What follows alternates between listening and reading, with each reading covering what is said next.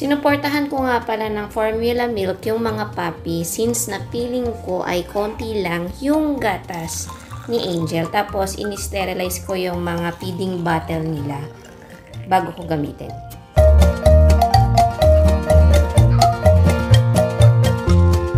Ito nga pala yung position kung paano ko sila bigyan ng formulated milk.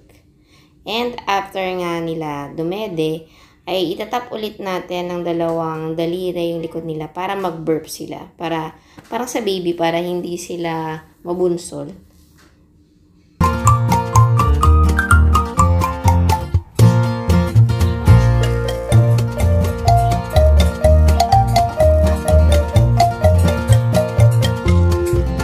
Bibigyan ko pa rin ng vitamins na Puppy OB si Angel at LC-Bit. Then sa mga puppy, LC-Bit din yung binibigay ko. So yung binibigay ko sa kanila at 9 days old ay 0.25 ml bawat isa sa kanila.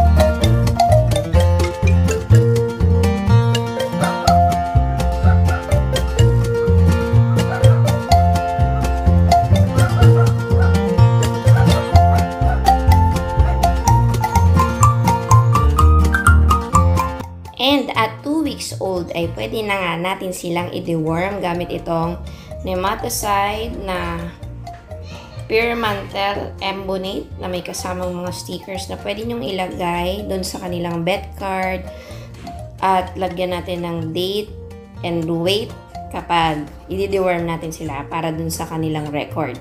So ito meron tayong ballpen tsaka papel para i-take down natin yung mga weight ng mga puppy. Tapos, titimbangin na natin sila isa-isa. Ito nga pala si Yuri. Yung panganay, siya yung una natin titimbangin. Dinideworm nga pala natin ang mga puppy first at 2 weeks old.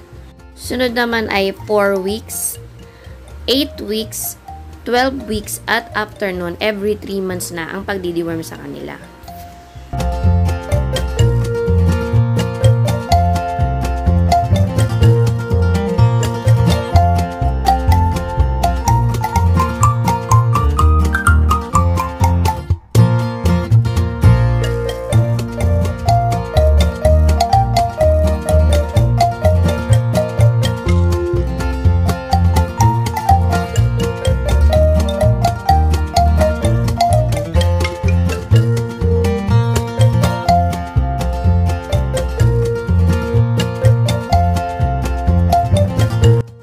At ito na nga yung mga weight ng bawat isa sa kanila.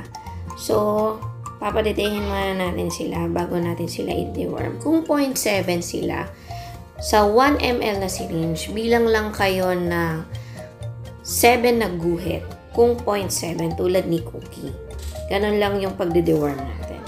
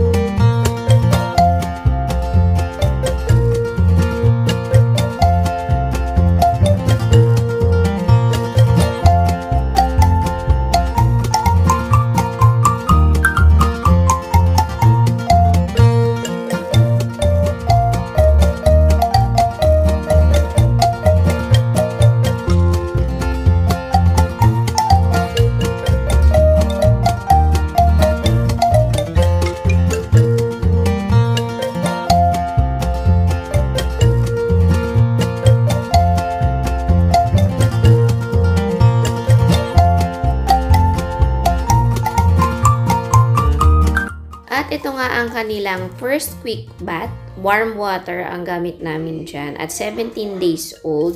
And after nga ng quick bath nila, ay i-blower natin sila para mabilis silang matuyo. So, normal lang yung syempre medyo manginginig sila kasi nilalamig sila. Pero, after ilang minutes, ay mag-okay na rin sila. Ginagawa natin tong quick bath kasi para maiwasan natin yung magkaroon sila ng mga skin diseases dahil minsan, syempre, yung wiwi nila napupunta sa katawan nila or yung poops nila para iwas na nangyari katulad dun sa isa naming puppy na naglagas yung balahibo niya and parang nagtubig yung mga balat niya. So, kaya kin-week bath na natin sila at 17 days old.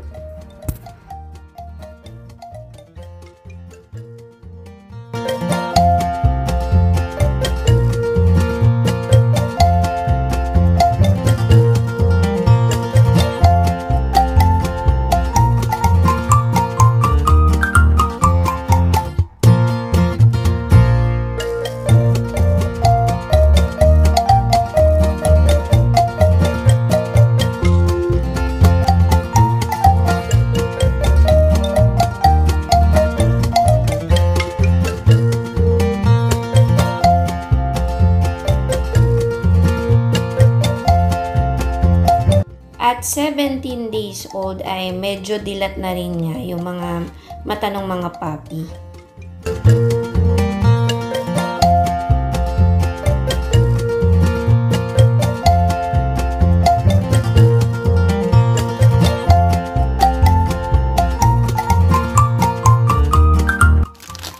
At ito nga yung isa rin na formulated milk na ginagamit namin. Ginamit din namin ito noong nanganak si Maldita sa mga puppy niya.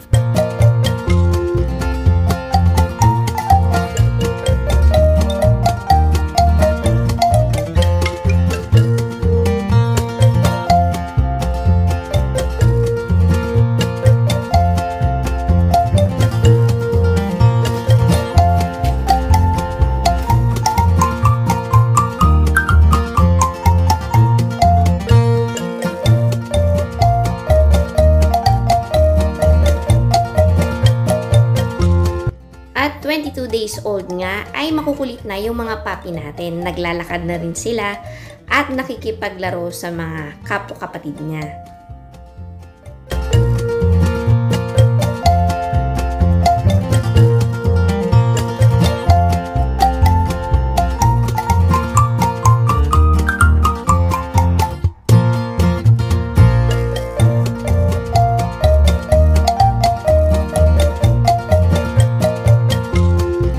Sa 22 days old nga nila, ay nag-start na rin kami magbigay ng soft diet nila. Ito yung OZ Puppy na beef na binabad namin sa mainit na tubig. Then after mga 15 minutes, malambot na siya. Tapos lalagyan din namin siya ng gatas. Ito, binibigay namin sa kanila 3 times a day. Tapos yung milk nila ay provided pa rin ni Mommy Angel, yung mommy nila. At wala rin kaming problema sa pagpapapupo at pagwiwi nila kasi si Angel ang naglilinis sa kanila every time na magpupups at magwiwiwi sila.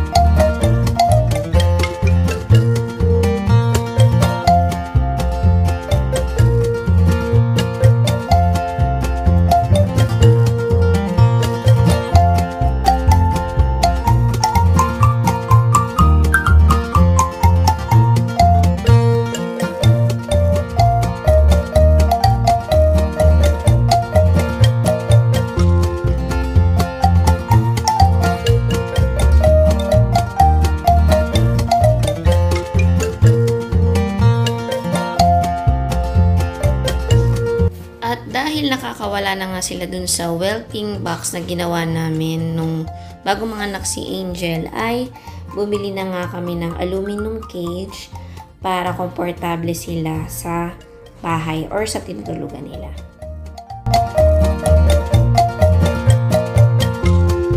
Mas komportable na nga rin yung kinakainan nila kasi hindi na sila guguluhin ni Master at saka ni Angel.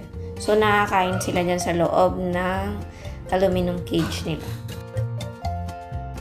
After nga nila kumain ng soft diet nila o yung dinurog na dog food ay nakikipaglaro sila or hinahayaan namin silang makipaglaro sa mommy at daddy nila.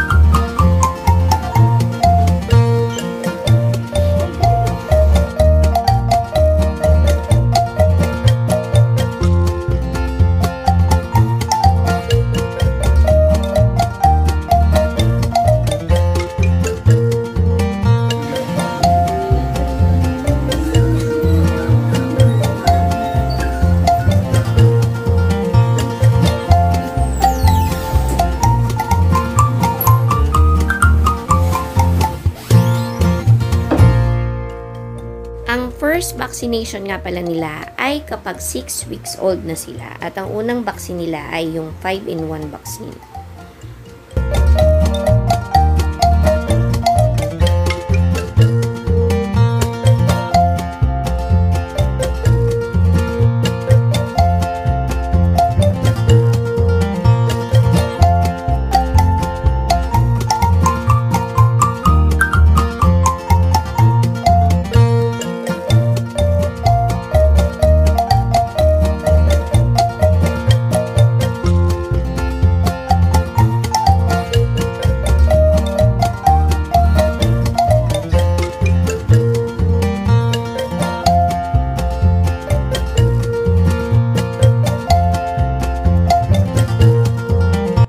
Siya nga pala yung pangatlong puppy ni Angel. Female siya and pie-baltic ang kulay niya.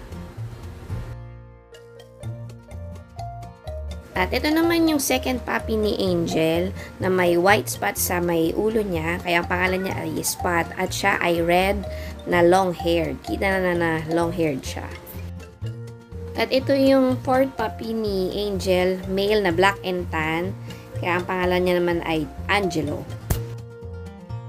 Ito nga yung firstborn ni Angel na si Yuri. Siya naman ay red na male.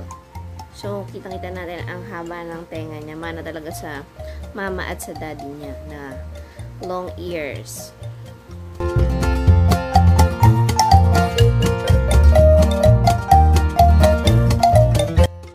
At ito na nga yung kanilang second vaccine.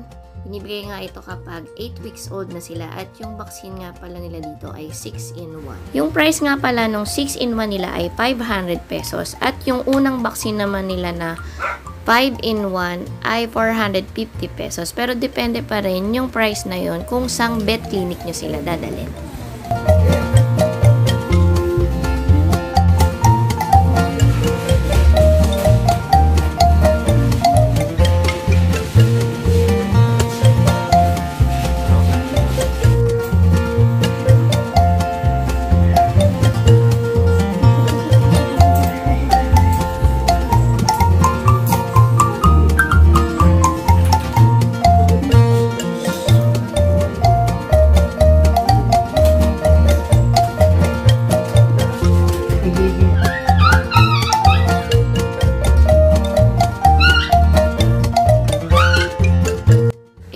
Trito, eksakto na 2 months old na sila, ay una na ngang na-rehome si Spot na ang bound niya ay to Cavite. And yan, pinuntahan siya dito sa amin sa bahay. Dito siya pinick up.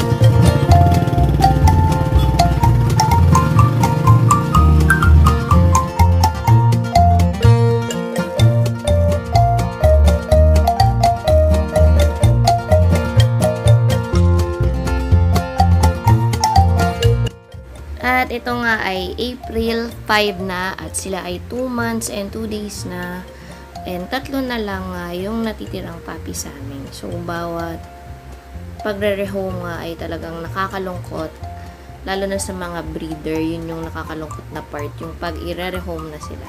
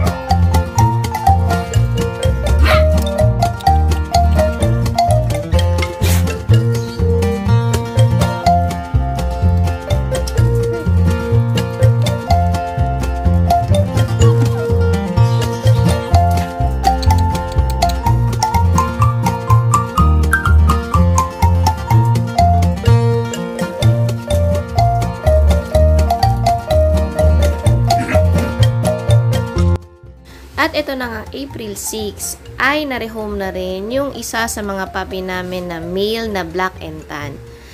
At yung nakapag-rehome nga sa kanya ay taga Sambales. And nag-meet up lang kami around QC.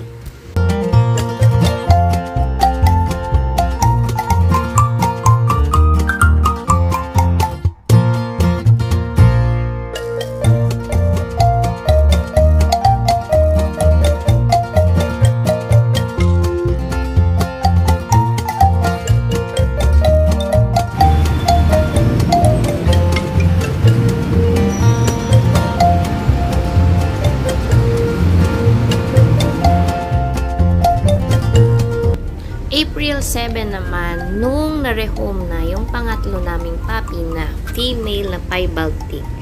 And meet up lang dito sa amin. Tapos yung magra-rehome sa kanya ay taga Pasig. Ay!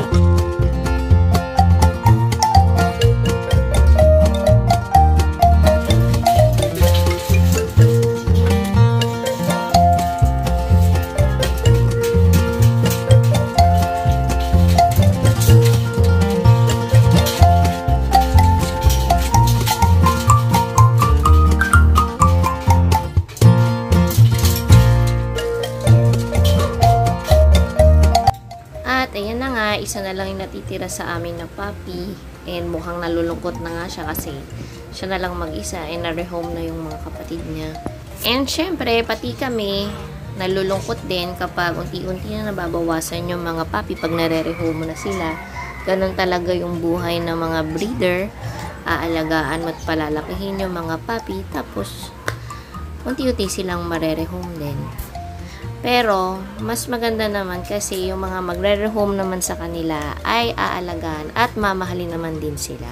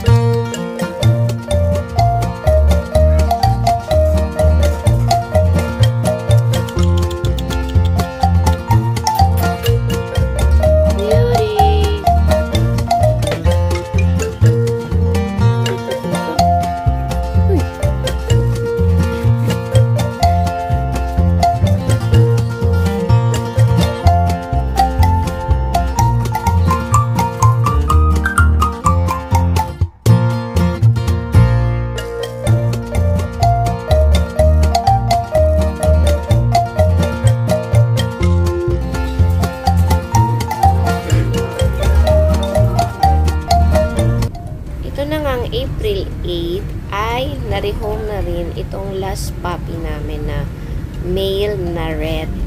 Smooth coat siya. And bound to Cavite, Maragondon. So, nag-add lang siya ng transportation fee. Tapos, hatid namin siya door to door dun sa may-ari. Tapos, sabay pasyal na lang kami dun sa Cavite. Road trip na lang kami dun.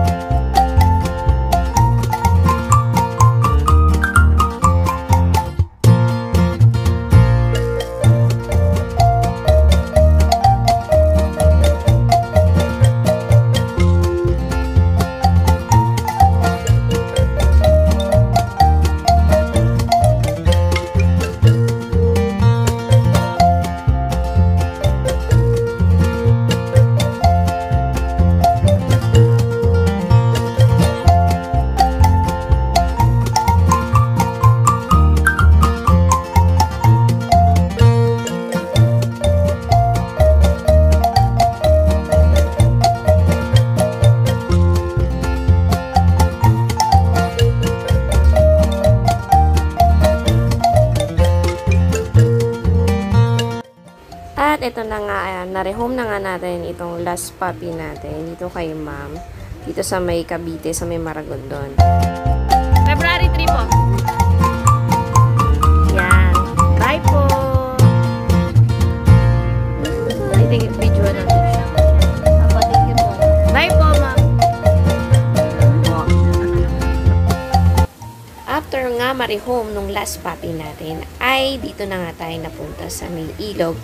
At yung may-ari nitong mga cottages na nandito na na pinag-stayan namin ay kamag-anak nung nakabili ng puppy natin.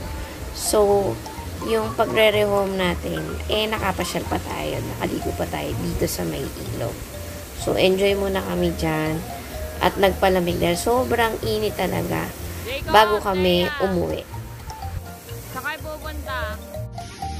Na-rehome na nga yung 4 na puppy natin. Syempre, hindi naman talaga madali magpa-rehome. Kasi, yun na nga, malulungkot ka talaga after mo sila alagaan ng 2 buwan ay unti-unti, isa-isa sila marerehome at makakahanap ng mga new for parents nila.